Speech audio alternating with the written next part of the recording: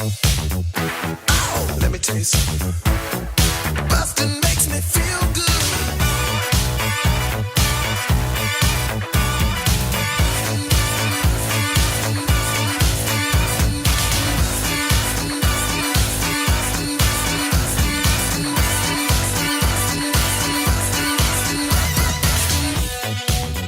Hello, everybody. Welcome to Blockbusting, the podcast where we love to hate the movies. I'm your host, Jay Light. Joining me today, William Bibbiani. Hi. Hi. Everyone calls me Bibbs. You can call me Bibbs. You can call me Bibbs. The commenters can call me Bibbs. When they're not calling me fat. Hey. YouTube. No, I'm good. Thank you. I love it when people make fun of the way we look. Right? I get a lot of squints from the Sandlot comments. Yeah. All sorts of. I can see that. Yeah. That's a compliment, though. He was in a hit movie. He was, but he was also real bad with the ladies. That was back in the 50s, though. Surely now I would hope be so. Better. I mean, him and Wendy Peppercorn did wind up together. I think so. I think that's one. I think that happens in the post credits. Thought it was the catcher who ended up with Wendy Peppercorn. Man, I gotta watch. Well, I gotta watch Sandlot again. All right, or the sequel. Who knows? 2 sequels, I think. Yeah, they had one that just came out not too long ago, a few years ago. Yeah. Well, we are not here to talk about the Sandlot today. In fact, we're not even here to talk about a movie that you hate today. No. You when I reached out to you, and thank you, by the way. I'm so happy to have you on. Your instinct was to talk about a movie to defend one. Yeah. I'm not a hater, so to speak of. There aren't a lot of movies that I hate, and if I hate them, I truly hate them. I don't want to give them time. Fair. I don't want to be like, here's a movie that espouses hatred and sexism and all these horrible things. So let's make sure you're really aware of it and make it sound fun. No, I'm not going to do that. Right. And I'm really happy you chose the movie to defend that you did pick, because I'd heard so much about it and never seen it. And never seen it? Never seen it. Wow. 1994's Street Fighter the movie. Yes. Wow. Yes. Why this one? Why are you going to die on this hill as this movie is not as bad as everybody seems to think it is? First off, before you go nuts, before you start writing comments and angry emails and tweeting at me, I am not saying that Street Fighter the movie is good. I'm not going to die on that hill. But what I am going to die on is that it is underrated. Is that it is often underappreciated and completely written off for the wrong reasons. Okay. Because when Street Fighter the movie came out, and I was there, all right, I remember those days.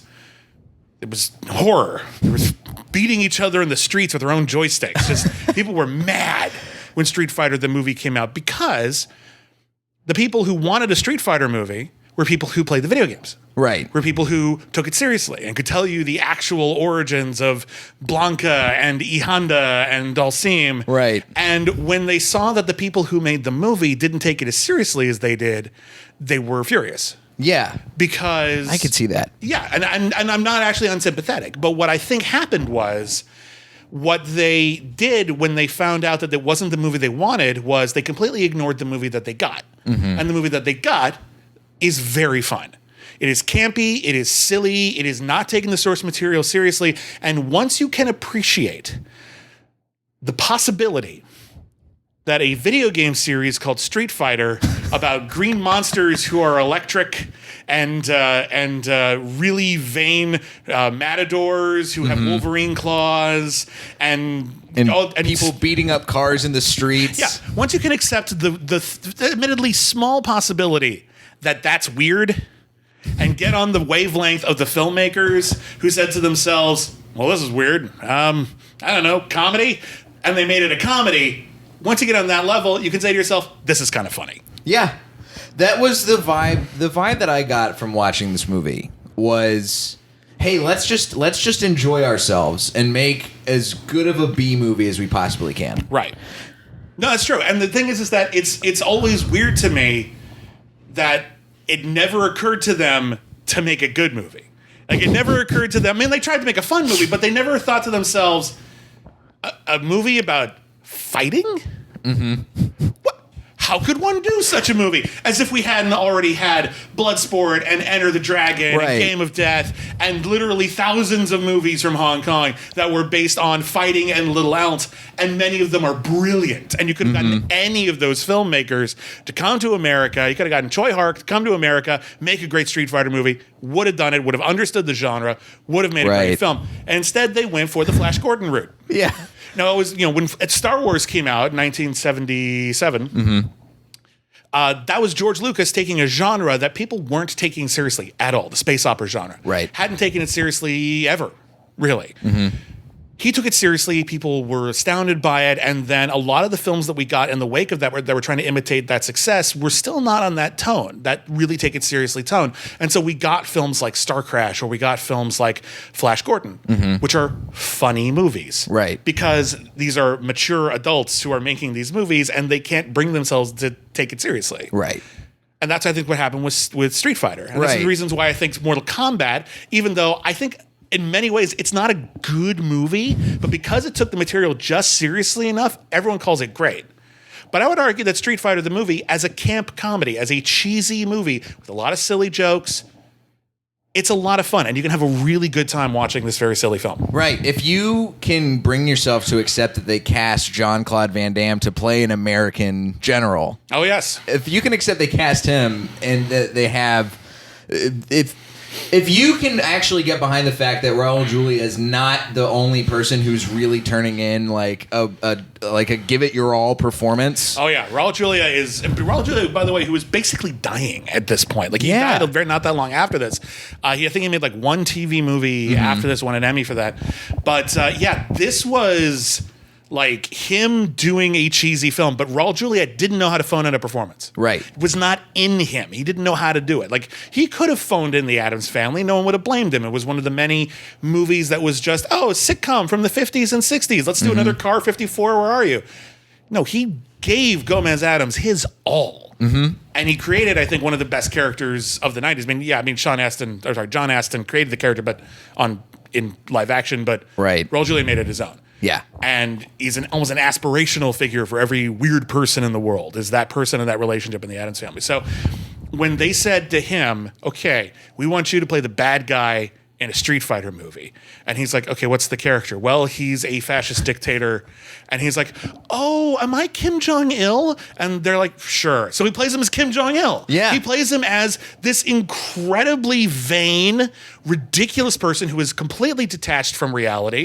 When Sagat, played by the great Wes Studi, who's about to get an Oscar, by the way, this year for his career of work, as well he should. Oh, man, I didn't even know that. Oh, yeah, Wes Studi's amazing. And you look at him in The Last of the Mohicans, should have got an Oscar nomination. Incredible actor.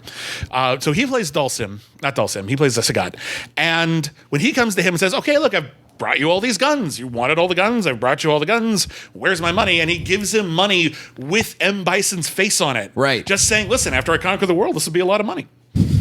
And he's dead serious about that. And when he's building like the plans for his forbidden fortress, and he's just like, no, the people will want the food court to be in the front. Yes. Because they're going to be hungry right off the bat. They're going to move the food court. Discussing just like mall plans. Yeah. It's beautiful. He's really funny, and he understands the idea that this character is funny. And honestly, I think you could have taken this character and even put him in a serious version of this. Because when you give someone that kind of power, it corrupts them and they become completely detached. And you can have this person who is, you look at some of the better versions of Lex Luthor, he's completely detached from reality. The Joker's detached from reality. Why not M. Bison? As long as he can fight you. Yeah. That's all that matters. It's cartoony in a way that is totally in line with the character based on the way that he's playing him. Like, one of my favorite sequences involving M. Bison is when he is talking to Chun-Li in his essentially classic like his scene. Dressing room. Yeah, he is. He gets out. He's in his like crazy leather red outfit, and then he's got her kidnapped, and then he's got her put her in a fetish outfit. Which, by the way, very very smart of the filmmakers to recognize that the outfit she wears in the game is a fetish outfit.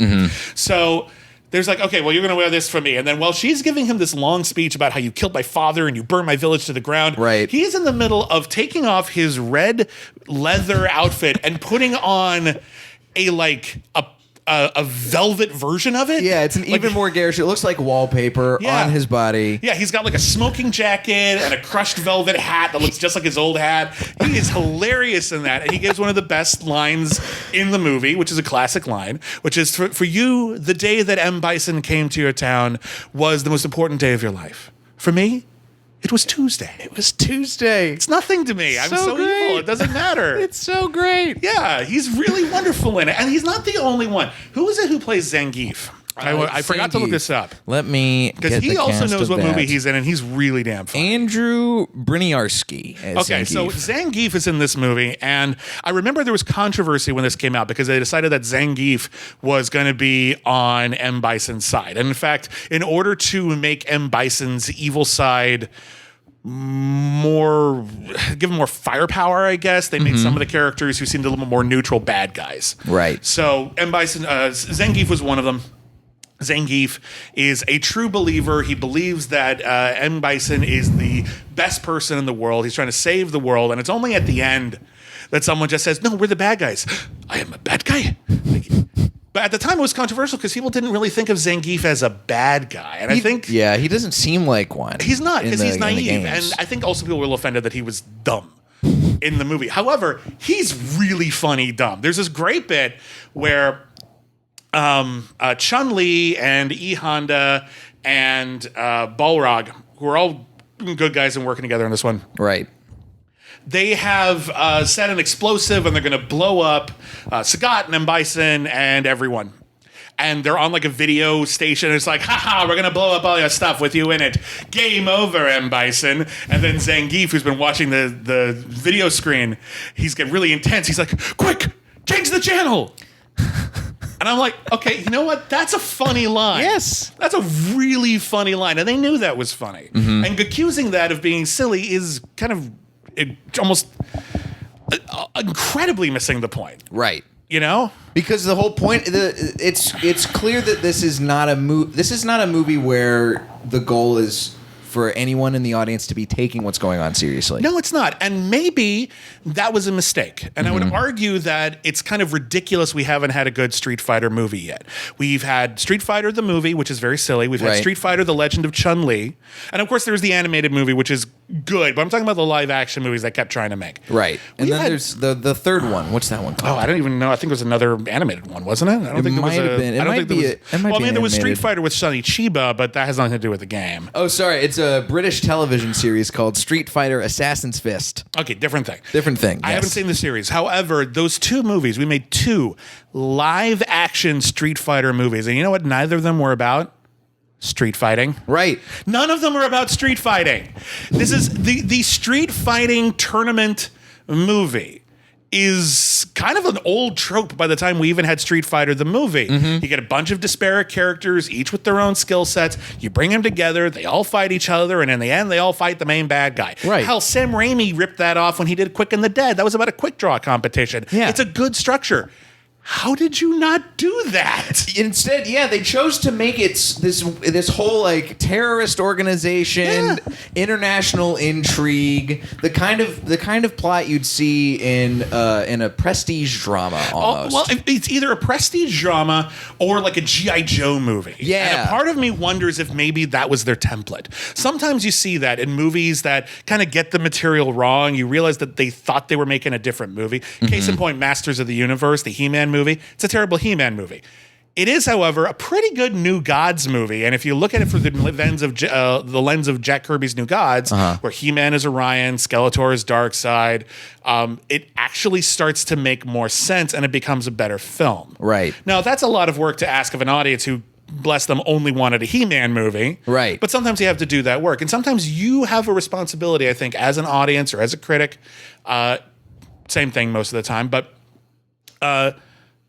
you have a responsibility. You have to bring something to the film. You have to meet the film on its own level because, and I think this is a problem we constantly have. We have this problem where there's so much anticipation for films, especially films based on pre-existing properties like Street Fighter or comic book movies. Right, with the built-in fan base. Yeah. We have an idea in our heads of what these movies are supposed to be. Right. And if the movie doesn't meet that, even if the movie can be good, but if the movie doesn't meet that, we get mad. And it's not the movie's fault. The movie told us what it is. And you can't always trust the marketing, but once you get in the theater, the movie within the first few minutes usually is pretty straightforward. Here's the kind of movie we are. Here's what you're up for. Here's what we might have a twist somewhere, but you're in the mood for it. We're going to take it this seriously. We're going to have this tone. We're going to have this much action. And sometimes we just can't process that. Right. And as a result, there are films that are really wonderful films that sometimes get the short end of the stick. Case in point, Batman the movie from 1966. Okay. An entire generation, my generation, grew up hating that movie because it kind of gave Batman a bad rap in the public. You know, every time you saw comic books discussed in the mainstream, it always had that pow, zam kind of mentality. Everything was really campy and goofy because, for better or worse, that 1960s TV series and movie told people who didn't read superhero comics that's what superhero comics were. It became the face of superhero comics. And at the time when we were trying to get Batman taken seriously, we were trying to get comic books taken seriously, that movie was an impediment. That movie was a speed bump to getting all the stuff we really wanted into the mainstream. But now that we've got all this good stuff that takes Batman seriously and takes the X-Men seriously and Spider-Man, all these great superhero movies, it's time to really reevaluate how we look at something like Batman the movie or Batman the series and say, like, it's okay to have a funny one. Right. Because Batman the movie is hilarious. Yeah. It's a genuinely hilarious movie. And I still see people to this day, people I respect, leave it off of a list. Oh, we're ranking all the Batman movies. Well, but not that one. Why not? That one's funny. I remember seeing there was a big hullabaloo on Twitter for a little while because people were ranking the best Batmans, and everybody was in an uproar because nobody put Adam West anywhere on that list. He's a decent Batman. He's just a funny Batman. Yeah. We can have multiple interpretations of these characters, and they'll survive. Yeah, you're mad at Street Fighter the movie because Street Fighter the movie wasn't faithful to the... even at the time, the canon had got way more complicated later and more stories and more characters, and at the time, we had some of that. Not a lot, but we had some of that. And it didn't follow through. However, the movie is now a historical footnote and the video games are still being played today. Right. The video games won. So now it's time, I think, to go back, look at that movie and say to themselves, look at how wrong they got it. And it's funny. Now, there's another infamous video game movie that I have not seen. And you can probably guess what it is. It's Super Mario Brothers. Okay. Yes, I have seen that many times. And that's a movie that seems to me to be in that same sort of vein, where it's like they took the movie, they wrote something, and it's clearly not faithful to what is actually happening in the games. Well, I mean, what's happening in a Super Mario Brothers game? I mean, literally ask yourself this question. What happens? A plumber gets sucked into the pipes, eats a lot of mushrooms, changes shape, and rescues a princess from a fire-breathing turtle monster. Right.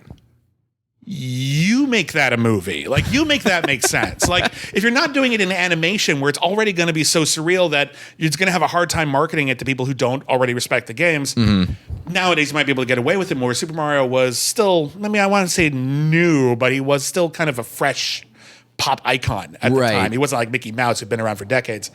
But, like, when you're taking the Super Mario Brothers and you're trying to turn it into a movie, what the hell do you do? Now, they could have gone very literal with it. Instead, they actually got really high concept with that Super Mario Brothers movie, and that's one where I actually respect how weird they went. Okay. They made a weird movie in which there was an alternate reality in which the dinosaurs didn't go extinct and they evolved differently, and now they look human because of like mutagenic evolution guns that they can turn on each other, and they live in this crazy Blade Runner world with a portal to our world in it, and King Koopa, played by Dennis Hopper, hamming it up to the nines. If you want to get somebody who's going to throw in a good performance in that sort of vein, Dennis Hopper's a real good go-to. He's great. There's a scene in this movie, has nothing to do with anything, but it's a classic.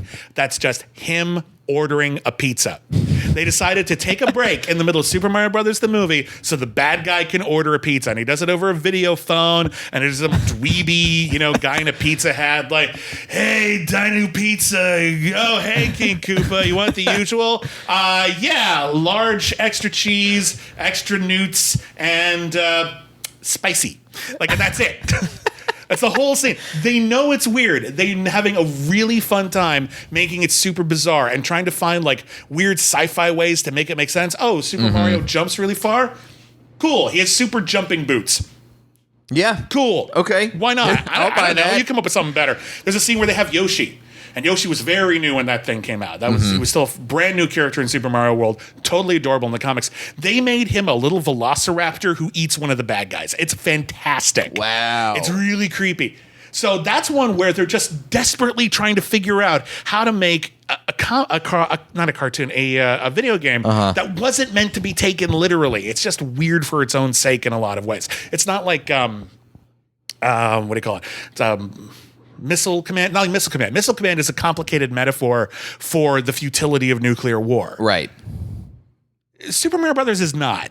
And Street Fighter isn't. Street Fighter is just taking all of these like action movie type icons. Dhalsim is taken directly from a character from Master of the Flying Guillotine. Yep. Like Balrog's literally taken from Mike Tyson to the that's point where reason- they almost called him. That's what he's named in Japan. He was supposed to be named M. Bison, Mike Bison. That was his name. His name got switched up.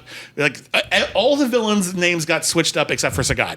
And Right. no one ever caught it. No one ever thought it was a big deal. And yeah, and still persists to this day, and it's hilarious. And so, same thing happened with Street Fighter the movie. They're just trying to figure out how to make all these pieces work. It never occurred to them not to put every character in the movie. So they're trying to shove everyone in everywhere place they can find it. Right. So, we don't have. How do we get Blanca in here? He's not important to the plot. Okay, Guile's best friend gets turned into Blanca by a mad scientist. Do we have a mad scientist? We don't have a mad scientist. Okay. Dhalsim. Isn't he a holy man? Not anymore. Cool. Okay, fine. So Dhalsim turns Charlie into a Blanca with let's just go with that. That's like how this an is going to evil work. version of a super soldier serum, I guess, or something. With virtual reality, kind of like the Lawnmower Man. That's kind of what we thought that was going to be used for at the time. Totally. Sort of Ludovico technique-ish. Why not? Let's make it happen. 1 second. I'm going to get myself some water. Go right ahead. It is hot today. My shirt is sticking to my back as we record. And I myself have a cramp. So that's fun. Oh, boy. Gonna do a little stretch. There Sorry, you go. everybody. Better. Get yourself right. You Okay. gotta limber up properly before we talk about fighting. Oh, I mean, my God. Can you imagine? Yeah. Like, you can't just talk. You have to, like, do some stretches first. I'm an idiot. I really should have. Here, I'll join. Here we go. Why not? Let's get into it. Posture is everything. So my apologies for that. Now, when I was looking up some of the stuff about the production of this movie, there are some things that stood out to me, and one of them is the fact that director and writer Stephen E. D'Souza. So he apparently wrote the first draft of the movie in one night because Capcom they were co-financing the movie, and executives from Capcom were only in town on short notice in Los Angeles, and he was a fan of the game, so he's like, "Cool, I'll crank something out." That story isn't even as weird as you think. That happens all the damn time Let's over here. make it real quick. Yep. But then he also explicitly says he didn't want to make it a generic martial arts movie. He describes it as a cross between Star Wars, James Bond, and a war film, which is what we get. Kinda, yeah. It's pretty close to that. And he said he didn't want to shoehorn in elements from the games, citing the previous year's poorly received Super Mario Brothers as an example. So he avoided the supernatural elements and powers from the games, but would hint at their use in a sequel. I don't really care. Which seems like that's the biggest thing where he went wrong. At that point, honestly, who gives a crap? Yeah. You've already got all this weird stuff here. You got flying boots and invisible boats. Invisible boats! We can see the wake from the boat. You're telling me, I still got this cramp. It sucks so much. It's so embarrassing. It's weird because, and I don't know, there might be studio interference. Maybe they changed a lot from his original draft. But he crammed everything in there anyway. It just didn't fit. Nothing fit. E. Honda as the camera guy. Right. What? It does. I don't get that. What are you talking about? Like, that has nothing to do with anything. I don't want to see Honda as a camera guy. I want to see him doing 100-hand slaps. Yes, by all means. Like, I don't understand why they thought we would reject that.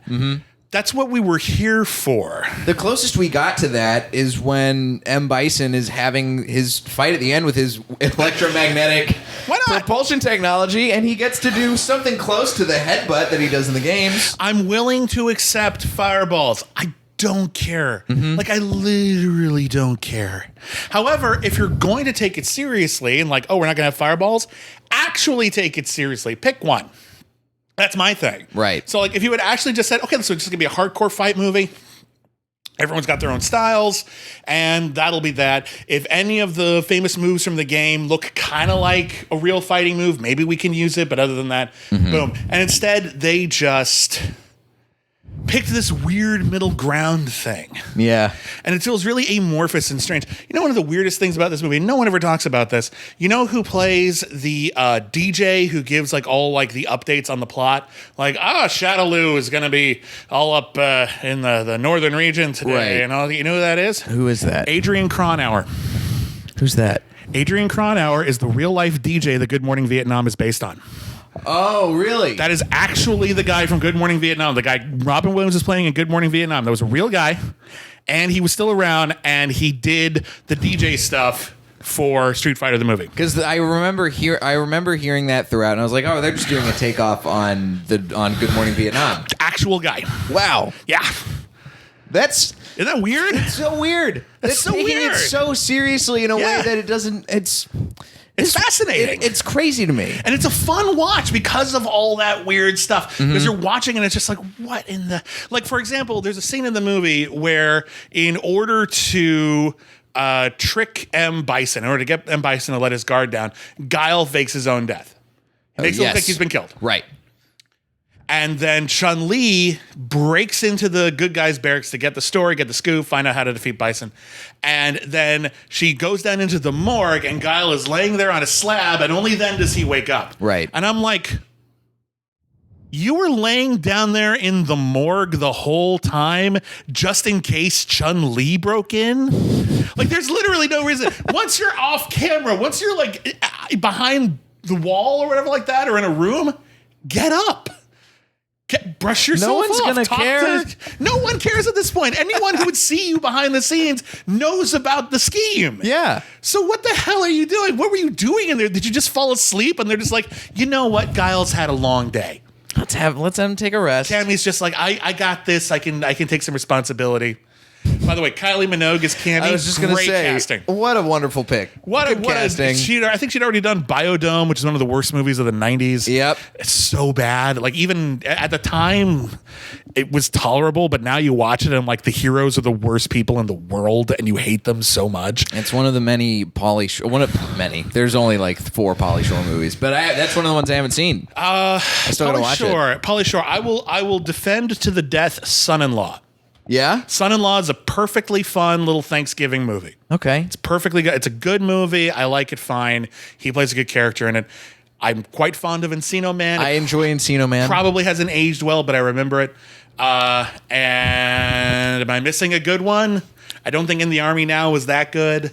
I mean, Jury Duty sucked. He's in a goofy movie, but it's not really his movie. No, man, I wouldn't say the same thing with Class Act. Like, I wouldn't call that his movie either, even though some of the jokes have aged very poorly in that, but otherwise it's pretty good. Yeah, so I don't know how we got on the Pauly Shore tangent, but the point is Street Fighter. And let me ask you this. Yes. As, you are clearly, you have a vast knowledge of film, and there's been there's a lot of other properties that get adapted into movies all the time. Yep. It doesn't seem like video games are going to be something that can be successfully adapted into film because they keep getting this really, really terrible reaction from audiences whenever they do. Like, I've been trying to think the entire time since I watched Street Fighter of a time when a video game movie was received well, and I haven't been able to think of one. Rampage did okay. Oh, yeah, I guess Rampage that did came out, last year? Like last year, yeah, that's a fun movie. I like that movie fine. Let's see. I thought the recent Tomb Raider with Alicia Vikander was a lot of fun. Okay. It did okay. It didn't do great. I'm trying to think. There have been good video game movies. Sometimes we don't appreciate them. The best video game movie I think I've ever seen is Professor Layton and the Eternal Diva, which was an anime film that barely got released over here, and now you can't find it anymore. Oh, wow. Yeah, I didn't even know they'd made a Professor Layton movie. They did, and it's really good. Like, it's a really rock-solid anime film, and I wish more people had seen it. What we do have, however, and this is weird, we have a lot of acclaimed and very popular films based on the idea of video games. Yeah, that's true. We have The Last Starfighter, we have Cloak and Dagger, we have War Games. In fact, a lot of movies have started using video game storytelling ideas to tell a story. Everything from, say, Run Lola Run, which is all about a checkpoint system where she keeps trying to solve a problem, and when she dies or when her boyfriend dies, they go back to the beginning of the movie and try a different path. Right. That's all video game storytelling. That's all that is. And there's a ton of movies that have tried similar things. So I don't think the problem is video games. I know a lot of people think that just video games are unadaptable. I think the problem is the movies we try to adapt. Because what happens is a lot of video games are trying to take the experience that we are familiar with in films and turn it into an interactive experience, like a suspenseful experience. Right. Like, for example, Uncharted. Great video games. They're just Indiana Jones. True. You could say they're their own thing, but like from terms of like what's the experience, what's the selling point, you turn that into a movie, how do you make it not Indiana Jones? It's clearly an Indiana Jones knockoff. Yeah. So already you're making in a movie what seems like a copy of a copy. So when you choose to do something like Hitman or even Tomb Raider, even though I think at least one of those movies is really good, what you end up doing is you make a movie that feels like a ripoff, and therefore you're not going to get a lot of people excited to see it anyway. I'm not super thrilled to see this. Right. So the trick, I think, is that what we're waiting for the video game movie to come out of nowhere. Like, think about the movies. Like, we had some popular comic book movies. We had Superman, we had Batman, but those were exceptions to the rule. It wasn't a popular movie genre for many, many decades. What was the movie that kicked off the current wave of superhero movies that we're in? What was the movie? I mean, for mine, it would be either Spider-Man, the Sam Raimi ones, or Iron Man, because that's the official beginning of the MCU. Nope, you got to go way back. Further back? Further Blade? back. Blade. Blade was the film that they had no expectations. It wasn't like we spent $100 million on this movie. It was, we had a fun character, we had a decent director, we had a good script, we just made a movie, and people saw it regardless of whether or not it was a comic book movie. It wasn't living or dying based on brand recognition. It's true. It just proved that you can make a comic book movie that is not only well received, the reviews were pretty solid, but it can make a lot of money. We need that for video games. That's what I think we need. We need the video game movie that comes out of left field and that we made it not because it was Warcraft, not because it, was Assassin's Creed and was selling a bunch of copies. We need the video game movie that we made because it would make a good movie. Right. That's the only reason. And it would come right out of nowhere. That's what we need. I think that's what we need. There's one that, and now that we talk about it in these terms, there's one that comes to mind is something I didn't see, but Detective Pikachu. There you go. That was a pretty good movie. Based on a specific subset of the Pokemon games. Yep. And it seems like it was perfectly designed to be a pretty decent movie. I saw it. I liked it. I liked it quite fine. So we need more movies in that vein. Yeah, because Detective Pikachu takes a world that is exciting to put on camera, and it just found it interesting Like, what if we did that as a film noir as opposed to try to explore the whole world or adapt like the biggest storylines in the games? They found a little subsection. It's a little tiny story, and I think that was a really good way to do it. And it's still a big movie. Right. Like, you watch that movie, there's tons of awesome set pieces and really interesting visual effects and characters, and I liked it a lot.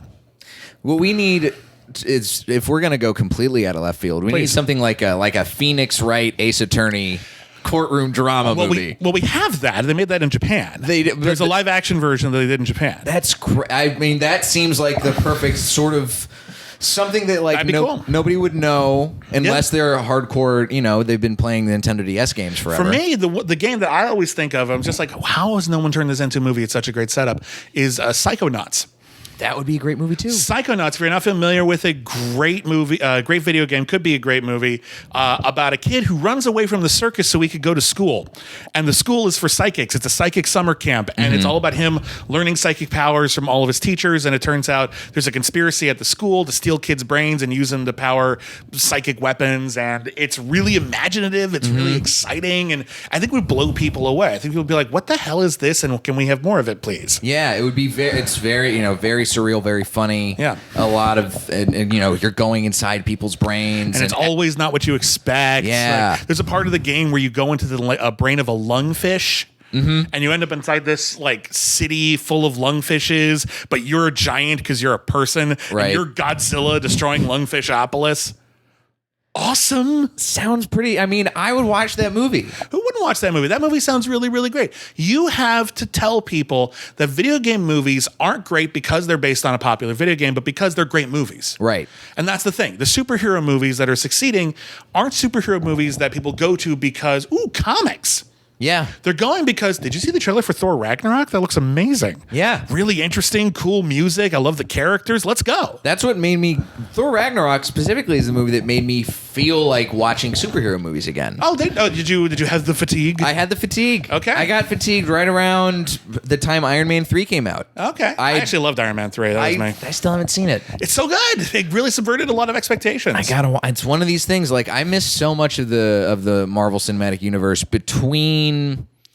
oh gosh, because I still haven't seen like Winter Soldier. Oh wow, you really haven't seen there's been a lot. There was a big gap until Thor Ragnarok. Well, I mean, you don't have to see them all. I mean, that's how they get you. That's right. how Marvel tricks you into giving them all your money forever, is this myth that you have to see all these movies. I mean, if you want to, you will. That's the thing that I think is the most impressive that Marvel Studios has done, is that they have trained mainstream audiences in how to read comics. Mm-hmm. Because when you're a kid and you're reading comics, and you're especially reading superhero comics, you read a Spider-Man comic. Okay, cool. Oh, Spider-Man teams up with this guy named Wolverine in this issue. Mm-hmm. Does he have his own comic? He does. Cool. Okay, I'll read that too. Who are these X-Men? Oh, I got to read it. They have 8 comics. Okay, here's take my money. Sure. I get all into it. So it's not just like you're following one franchise. You really want to follow the entire world because it's fun. And those books would come out every single week. Mm-hmm. Superhero fatigue is not a thing if you read the comics, because you buy the comics every single week. Right. It's your stories. It's like your daily soap opera. It's the same thing as when my mom and I watched As the World Turns. That was her comic book. Mm-hmm. She never understood that differentiation that I made. She never had a thing for comic books. But I'm like, yeah, Mom, this is your comics. They just don't fight each other. It's the same thing. So, yeah, I think that's the cool thing that Marvel has done, is it has trained people to accept comic book storytelling. And now that they've been doing it for so long, they're doing the weird stuff. Mm-hmm. Like, the biggest risk I think they ever took was doing Guardians of the Galaxy, where we're going to make a movie about a raccoon in a tree. Mm-hmm. Like, once that was succeeded, because people were just like, okay, Marvel's doing it, I guess it must be interesting. Why not? Yeah, they have a standard of quality. They've been pretty consistent about it. Like, what's the worst thing you've ever done? Iron Man 2? Even that's okay. Like, let's go. Now they can do anything. And they've got these crazy things that they're doing, where they're doing Doctor Strange into the multiverse. I want to see that. That's going to be wild. I can't wait to see that. That sounds great, because I love comic books when they get weird. Mm-hmm. That's what I love about comic books. It's one of the things I love about comic books, is that they have the freedom to go completely insane. Do it. Which brings me back to Street Fighter the movie. You had the freedom to be completely insane. You didn't have to take it super seriously. If you're disappointed that they did, fine. Play the video games. Mm-hmm. Those take it super seriously. But now we've got this really quirky little movie that deserves to be rediscovered at least as much as Batman the movie does. It's not as funny as Batman the movie. Batman the movie is like expert comic timing. Mm-hmm. The bit with the bomb, some days you just can't get rid of a bomb. One of the funniest scenes in movie history. I'm not even exaggerating. That's right up there with the Marx Brothers. That's just brilliant comedy. But Street Fighter the movie, they knew it was silly. Yeah. They leaned into it. Cool. I definitely did not walk away from the movie thinking I regret watching that, which has happened to me many times during the show. What is the worst thing you've watched on the show? Because I've looked at your filmography and I'm looking at like, I don't even hate most of these. I don't even dislike a lot of these. There's been a lot that I was very tuned out of. I mean, the one that recently comes to mind that I was just like, this just like, I felt gross after watching it, was The Heart is Deceitful Above All Things. Yeah, okay, fair enough. That's a pick. Right, that's a pick. For a variety of reasons, but yeah, that's a rough watch. I'll give you that one. But that's the thing. A lot of the movies that I've watched, because I grew up and I wasn't allowed to watch a lot of stuff if it was, say, PG-13 or R-rated, because I grew up very sheltered in a super duper Christian household. Makes sense. So now, even just the chance to like broaden my horizons and see all these movies that I've been told I should have watched by now. Yeah. I finally get a chance to get in on it, and so that's cool. But then I walk away sometimes from watching a movie like Mac and Me, where I'm just like, okay, well, I can appreciate how silly this is, but it is like... You didn't miss much with Mac and Me. Right. I'm not trying to watch Mac and Me anytime. Mac and Me ruined me when I was a kid, because I saw Mac and Me when it came out, And I thought, because so there's a scene in Mac and Me, I'm sure you already know about it, where they go to a McDonald's and there's like a huge dance party at the McDonald's. Oh, and yeah. Ronald McDonald is there. And I thought, when I saw Mac and Me, oh, that's just what happens at McDonald's. I thought that was just like, oh, cool. Okay. So every single time I was a kid, when my parents said, where do you want to go to eat? And I said McDonald's. The reason I said McDonald's is because I thought that was going to be there. I thought there was going to be a dance party at McDonald's and I wanted to go and break dance with Ronald McDonald and some weird alien robot bear. And every time we just missed it. Man. We just missed it every time. And I was like, okay, guess we got to go back. We got to hit all the McDonald's in the area. He could be at any one of them. Anyone. Like, it sucks. I just ate so many Big Macs. Like, it was misleading, I would say. Yeah. Mac and Me. A little misleading. Definitely a little bit misleading. A smidge. But hey, I'm glad that I was able to finally watch Street Fighter. I'd heard so much about it. Yeah. And now I see what the hype is not about, and I appreciate the things that I think you're supposed to walk away from this movie appreciating. Yeah, you gotta remember, you gotta watch some movies on their own. You gotta watch every movie on its own level. Yes. Some movies work on a different level than they are intending. That's fine. Troll 2 is really, really funny. They didn't think it was funny. That's one of the things that makes it funny. Right. But most movies, they're trying to do something, and that's what film criticism is. You look at a film based on what you know about movies and what the movie is trying to tell you. You say to yourself, what is this movie trying to be? Mm-hmm. And then you say, is it a good one of those? And the answer is no. Okay, you call it a bad movie. At no point in Street Fighter the movie does it tell you, please take it seriously. Right. So when everyone complains that they didn't take it seriously, you're reviewing a different movie.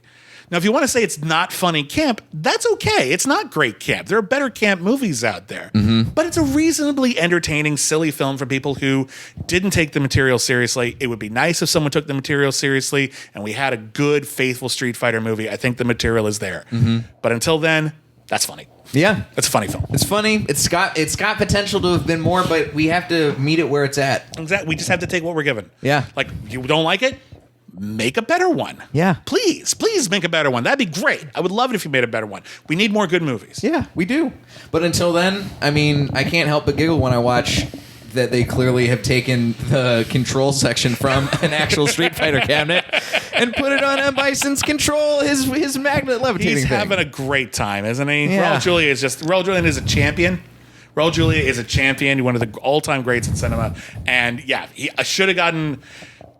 not an Oscar nomination for Street Fighter the movie, but a Golden Globe? Come on. Let's get it in. Yeah. I'm going to dedicate, just like Street Fighter was dedicated, this podcast episode is dedicated to Raúl Julia.